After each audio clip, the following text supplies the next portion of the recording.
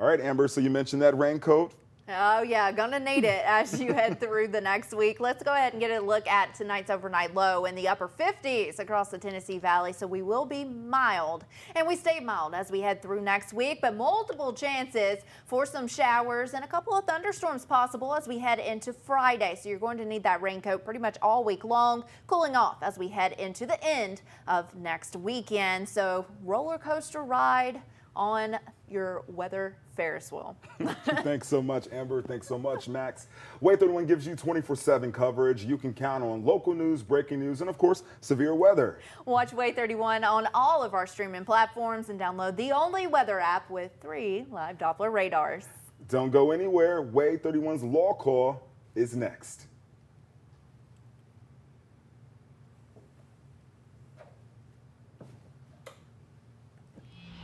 This is WAAY 31 Law Call.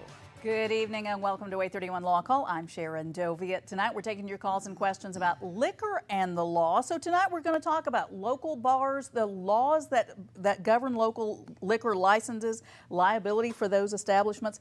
Some of you here tonight may go to those establishments regularly. Some of you may be totally opposed to it. Well, tonight's your chance to speak up and talk about some things going on, morality, legality, and laws that affect these establishments. Call in your questions, the 31 Law Call number 256-536-0077. You can also email a question. You can email a question any day of the week on any legal topic. You send it to lawcall@waytv.com.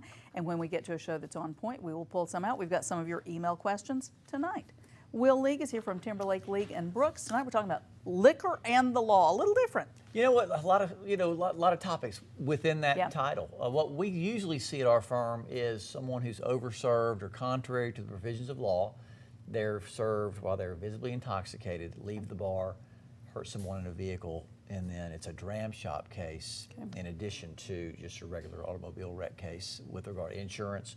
The bar has insurance to cover that. So a lot of things that we look at in that particular area. We're also going to talk about assault and battery in law. I mean, in bars, but also there was in the local news, 2 gentlemen's clubs were denied liquor licenses in Madison County. Okay. What are the laws surrounding that? What do they have to do to get a liquor license, and what are the requirements for that? Good. You know, sure are. We like to start the show off with a little video for you. So let's show you tonight's You Make the Law Call. We pull this off of YouTube. This is a case, you know, folks out having a good time at the club, and then a fight breaks out. You know, and we're lucky to have one of those participants in the studio with us tonight. So Eric Artrip is the one in the hat to the left. And so as you can see, he's in there making trouble. You're starting something. So the question this is not Eric. You're in there, you're minding your own business, and then Eric Artrip starts some trouble. What's the liability? You got security coming in. Well, we don't have security. So what's the liability of the bouncers? What about the people who are fighting this? And this one just gets worse and worse. More people pile on. Yeah. Yeah, not good. What a mess. Not good. So, you know, if you actively engage in this conduct, you know, let's say you start the fight, you start this altercation, is there any liability? Yeah, there is. You know, if you cause or contribute to this, you can be liable for anything anything you cause, any damage you cause. Eric, you were in the middle of it. Tell us a little bit about that. No, that wasn't me. That wasn't you in there? That guy had more hair than me. Okay. Well, so, you know, handle assault and battery cases in a bar, mind your own business, 2 other people getting in a fight, and then it kind of spills over and hurts you or your client. How does that work, Eric? Right. So, you know, as we both know, that the law is broken up into criminal law and civil law. Same punch across the nose can result in criminal penalties and then civil remedies. And civil remedies is what, you know, obviously Will and I specialize in, and that's where we would talk about compensatory damages like medical bills, time missed off from work, pain and suffering, mental anguish, these kind of things. And so if somebody throws a punch while they might be prosecuted criminally or not, they can also be liable in a court of law for civil remedies. You know, and then the next question is the bar liable? Right, because they're serving. Let's say, I mean, I've had gunshot cases in bars where, let's say you had a gun fired on Monday, Tuesday, Wednesday, Thursday, and then you fail to get any type of security. Yeah. So typically the law in Alabama is you're not liable for criminal acts of third parties unless and until it's foreseeable and you fail to do anything to protect your patrons. So in the traditional question, was it foreseeable from the standpoint of the bar owner or the staff or the bouncers? And if it was, then there could be some liability. Obviously, the criminal who is engaging in this conduct causes the damage, he or she is liable as well. The bar could be liable if it's foreseeable, and that's how the law typically handles those situations when the bar does something or doesn't do something to protect their patrons and some misconduct happens. So what are bar owners and bartenders supposed to be looking for? If people are in there and they're drinking, I mean, you sell, so you expect people to be drinking. What are they looking for that crosses the line to make them responsible potentially for something that happens? I think just like Will said, it's foreseeability. And if somebody's visibly intoxicated and you continue to serve them beer, shots, drinks, what have you, at some point the bar is going to develop some responsibility for that person's conduct. And that's, Will's firm does a lot of dram shop actions. That's like a fancy name for, I left the bar intoxicated, I got into a car accident, I hurt somebody. So how far are we talking? You're responsible for paying for all of their injuries? I mean, that's right. The whole thing? And maybe? Assault case, okay, in a bar, there's a fight and the person's injured. There's criminal, like there's criminal case for assault and battery. There's also civil for compensatory damages, pain and suffering, medical bills, things like that. Sometimes you can recover it, sometimes you can't. There's no insurance. If it's an intentional act, if it's an intentional injury, your insurance at home will not cover you. But let's say you're out, you're dancing, you're having a good time, you get a little too crazy and you fall into the table next to you. If it's an accident, your homeowner's insurance will cover you for the damage you cause if it's accidental. You pull out a gun and shoot somebody, that's intentional conduct, you won't be covered. Let's say you pull out a gun and try and shoot person A, accidentally shoot person B. You may be covered under that circumstance depending on how the defendant's homeowner's insurance policy is written. How do you prove your case? I mean, the video that we were just talking about, maybe you're lucky enough that the facility you're at has got video. I bet a lot do not. They don't. I mean, eyewitness testimony. Okay. A lot of times you have video. The police will come in, oftentimes do a report, get witness statements, and you can look at those reports to see. Now remember, the criminal case goes first. Remember in O.J. Simpson, he was tried criminally first, was found not guilty, but he was found guilty in the civil trial for wrongful death. And so criminal goes first, and then civil usually goes second. Okay, and then we've got some new efforts with different locations trying to get licenses, right? Some liquor licenses. That's right, yeah. And lawsuits over not being allowed to have liquor licenses. So that kind of goes the whole other direction, right? Tell me about that case. Yeah, potential cases, obviously, because there were 2 gentlemen's clubs here. There's 5 in Madison County. There was 2 that were applying for liquor license. They already have a beer and wine license, so they can already sell those things. And I think most people will be surprised to find out that you can't get a drink in some of these different clubs. But the Madison County Commission, you have to apply for a liquor license. They have to approve it. These 2 establishments made application and they were denied. And it seems like the denial may have been more based on the kind of business they were than maybe what the paperwork would indicate. Okay. Now let's break that down. So you got a restaurant or a bar and you want to serve, in addition to beer and wine, you want to serve whiskey or liquor. That's right. So you have to apply to get a license. And so your clients it's a gentleman's club, right? That's right. And so there's a First Amendment protection of freedom of expression. It could be artistic, however, whatever degree. And if it fits that category, the government can't come in and shut you down as that would be a violation of the First Amendment rights of the club. Now, that differs in that the club is now applying for a liquor license. And some of the guidelines say you have to either provide food or there has to be some level of dress, or you can't be fully undressed. What's the standard? Yeah, so the standard for getting a liquor license in Madison County is basically you have to have 50% or more of food sales. And these establishments say we've established that, we've proven that through our receipts and things like that. But those licensors were denied them regardless of that fact, and it does seem that it was more about the kind of business that they were operating, and that's really what what some people say would not be fair is when you have an elected official who says, well, even though they meet the guidelines and things like that, we're just not going to have these because we don't like it. Well, that's them putting their personal opinion in things, and that's against the law. All right, so with the argument from there would be that if they were to say, okay, we're not doing it because of the kind of establishment it is, gentleman's Right. club, and we seem that may be obscene. And so the determination of whether or not it's obscene material or not would go directly to the First Amendment. If it's not obscene under the community standards, Right. then it would pass. If it is, then it would not, correct? Right. I mean, there's nothing in the liquor license or liquor statute which says you can't have a strip club or you can't have a gentleman's club or you can't have, erotic dancing or anything like that. It doesn't say anything about that. All it says is you have to have more than 50% food sales and you have to submit paperwork which would prove that. And even though these establishments seem to have done that, they were still denied a liquor license, and ultimately that may be found to be a violation of their constitutional rights. Okay. And we're seeing a lot of free speech with Donald Trump, right? Political speech is usually protected unless it incites violence, and that's what's going on with the Supreme Court right now.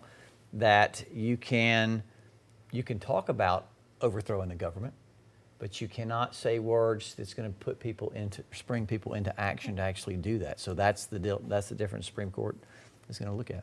They're telling us to take a break. We're going to take a break. Be right back answering more of your questions about liquor and the law. Stay with us.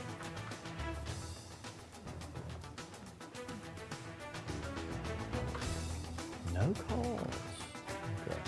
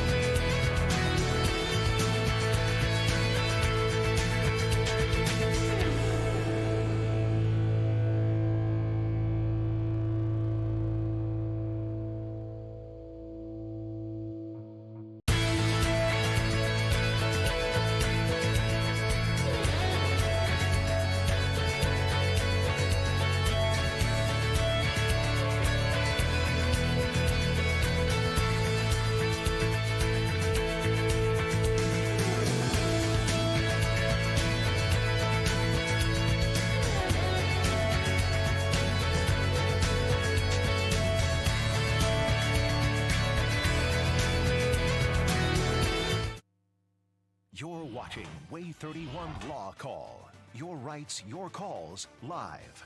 Presented by the Tennessee Valley's award-winning personal injury and wrongful death law firm, Timberlake, League & Brooks. Featuring the knowledge and experience of Attorney Michael Timberlake, Attorney Will League, Attorney Heath Brooks, Attorney William Maservi. And hosted by broadcaster and family law attorney Sharon Doviet. This is WAAY 31 Law Call. Welcome back to 31 Law Call. I'm Sharon Doviet. Tonight we're talking about liquor and the law, a little bit different, talking about the responsibility that establishments have when they're serving alcohol, or that you may have if you have a party and you're serving. Can you be held responsible for something that happens? We've got both Eric Artrip, who is with Mostondo and Artrip and handling some interesting cases along this line, and Will League from Timberlake, League & Brooks. They're personal injury attorneys, so everything from assault cases where somebody gets hurt in a bar, or car accident after somebody has been overserved. You know, and Sharon, we usually get somebody calling, I was hit by a drunk driver. Yeah. And so we'll look at the police report, we'll do the investigation, get all the witness statements, things like that. But oftentimes, where was that driver? Was he or she at a bar? Where did they drink? Did they pay by cash, credit card? Look at all those things to see if that person was possibly served contrary to the provisions of law, i.e. dram shop cases. And if you've been hit by a drunk driver, give us a call tonight. We'd like to hear your experience and how that went, and if you went and testified in the criminal case or the DUI case. Eric, tell us a little bit about what you've, host liabilities. If I throw a party at my house, am I held to the same responsibilities and the same level as like a bar that's got bouncers and people who are checking everybody? How worried do I need to be about my guests? I don't know, but I think the answer is potentially, because when you're throwing a party, if you're having a whole bunch of people at your place, you've got a whole bunch of liquor there and you're letting them have free reign to it. If they get out on the roads and drive afterwards, then yeah, if they cause an injury or an accident or something along those lines, you actually can be held liable. So usually what Will and I would tell our clients is, if you're going to throw a party or something along those lines and you're going to have free access to liquor, that's fine. There's nothing wrong with that. But you might want to think about having a bowl where people throw their keys and make sure that everybody's Ubering home or taking a lift. We got in this email question. This is from D. D wrote in and said, my friend got assaulted outside a club. The drunks are always hanging out there and nothing's ever done. The manager told her he's sorry about what happened, but that is it. Can my friend take any legal action outside the club? All right, so we've looked at these cases as well. And I don't know what it is, or maybe it's tried and tested, but youth and alcohol is a problem. You know, things happen. But in this case, D was outside. The drunks are always outside the bar. If they're causing trouble, is the owner or manager on notice of that? So that's one level. Yeah. Obviously, you described them as drunks. Obviously, the damage and injuries they cause, they're not only criminally but civilly liable. Okay. And you can have your medical bills, pain and suffering, things like that. The question is, can you recover it? And let's be honest. Most folks that are assaulting folks. Drunk outside a bar do not have resources. A lot of times they're limited in what you can recover, so let's be honest. So oftentimes the only recourse is criminally. And talk to the district attorney's office, they'll prosecute that case, see what kind of evidence you have. But potentially the manager and the bar could be liable if they're on notice of criminal acts and it's reasonably foreseeable and they fail to protect their patrons. They know people are coming in and out of there. And the level of damages, we got a drawer full of verdicts on these cases, but again, is there insurance or assets to back them up? And, Eric, we'll get these big verdicts, and, are they worth anything? That's the question. That's right. Sometimes they're just a paper tiger because the person doesn't have any assets to actually, pay off a judgment or a verdict against them. So, just like Sharon was saying before, we can prove any case in either one of two ways, circumstantial evidence or direct evidence. And either one of those two things could put somebody in that bar being overserved, and then they step outside and then physically assault somebody. If they were overserved at the time in that bar, you might be able to hold that bar accountable. But it really comes down to, was there direct evidence that they were served an alcoholic drink when they were visibly intoxicated at the time they were served it? In the training the bartenders have got, you're a bartender for X amount of time, somebody's hammered, can you still continue to sell them shots? And that's contrary to provisions of law. Sometimes we'll take these depositions and these bartenders have zero training to determine how much, how much is on this particular credit card, how much is this particular person drinking. But again, to their defense, maybe this guy can handle his liquor more than someone else. Maybe they can't. So, and I'm not trying to say it's an achievement, but the bartender, him or her, may not know exactly that person's tolerance, what their VAC level is. But if the standard is if they're visibly intoxicated, you got to cut them off, and that's the Alabama law. And don't want to be the bummer, but when you're representing people that are hurt and killed, it gets serious real quick. And we've got Ubers and taxis. It's so easy to get a ride home in Madison County. We've got Phil on the line with a question from Madison. Hi, Phil. Thanks for calling. What's your question tonight? Hey, good evening. Thank you for taking my call. Sure. With regard to high school and college athletic events, in the cases of tailgating and drinking and partying at these athletic events, in the case of someone getting hurt, are the universities or local school systems liable for those kind of problems with regard to drinking and alcohol and such things. Very interesting. They Interesting certainly question. encourage the partying, don't they? You know, hey, and they're benefiting. Everybody's out there for the game. Let's Yeah. buy more beer, things like that. You know, if the school does not provide the alcohol, similar to the social host that Eric was talking about just a moment ago, if the school doesn't provide the alcohol, although they do provide the venue, they're probably not going to be liable. But again, every fact scenario is different. Let's say they know people are drinking in there. They know that they're tailgating, everybody's too intoxicated. But again, they didn't provide it. But this criminal activity is foreseeable from their standpoint. Let's say something like this happened last week, the week before. Yeah. They didn't do anything to protect the people in the stadium or in the parking lot. It's plausible theory that they could be liable. You know, Eric, the schools benefit from this. There could be an argument that, okay, they encourage people to come in this parking lot. They provide security. Right. They don't do anything to see if minors are being served. So in case of a minor goes in there getting alcohol on campus and then hurts somebody or gets hurt themselves, what's the liability there? I think it's a really interesting question because this is usually taking place on a college campus where they have control of the property. And so they should, have security. They should have police around there kind of making sure that people are being safe and just there to have a good time. But it's also true, just like Will said at the beginning of the show, that generally speaking, people aren't liable for the criminal acts of other people. So if somebody actually, they break the law, they're drinking underage. They break the law, they start a fight. They break the law by getting in their car and getting into an accident.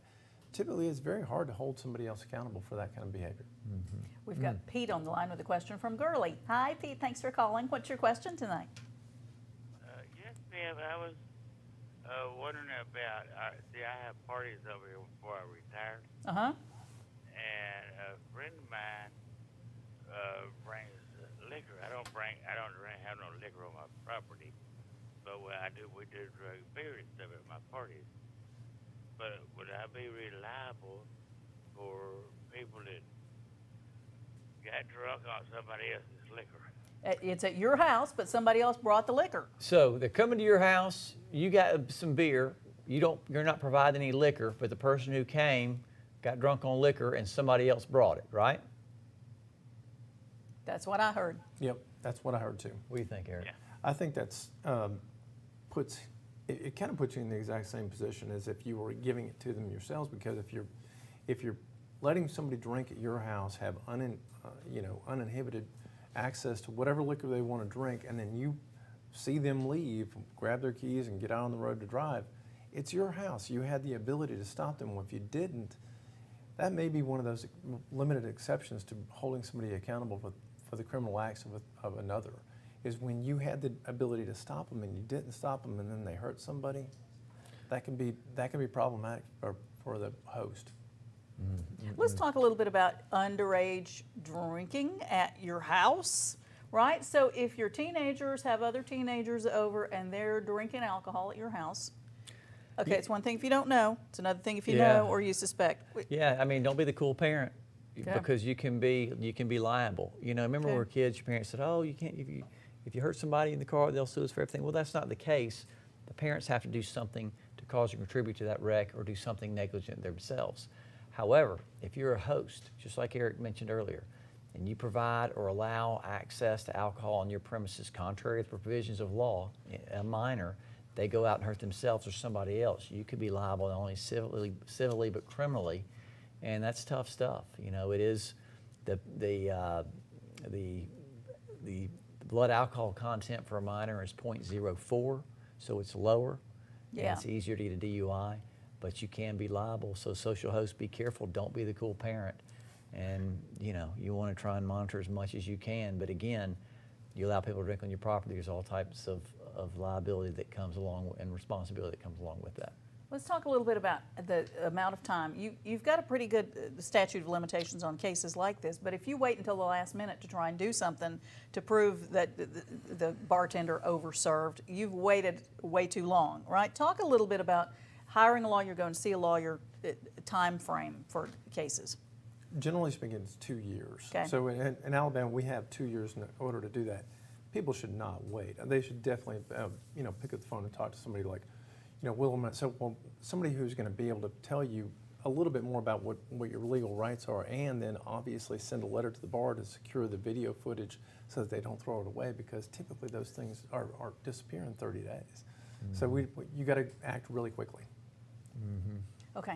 Thanks for all your questions. Let's take a break. Be right back answering more of your questions all about liquor and the law. Stay with us.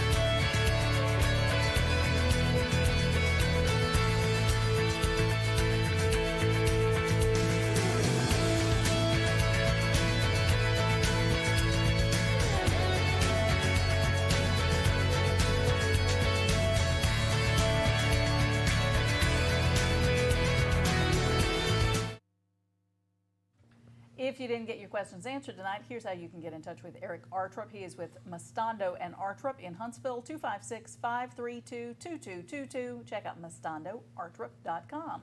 Here's how to get in touch with Will League with Timberlake League and Brooks in Huntsville, 256-536-0770 or 800-804-2502. The website is law-injury.com, and you can like them on Facebook and learn more about the law that way.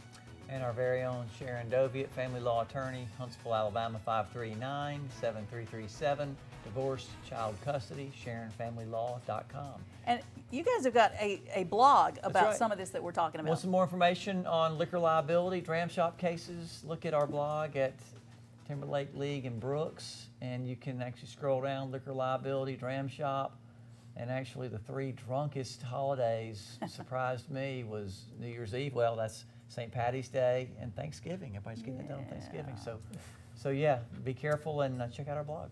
Thanks for all your calls and questions. We'll see you next week.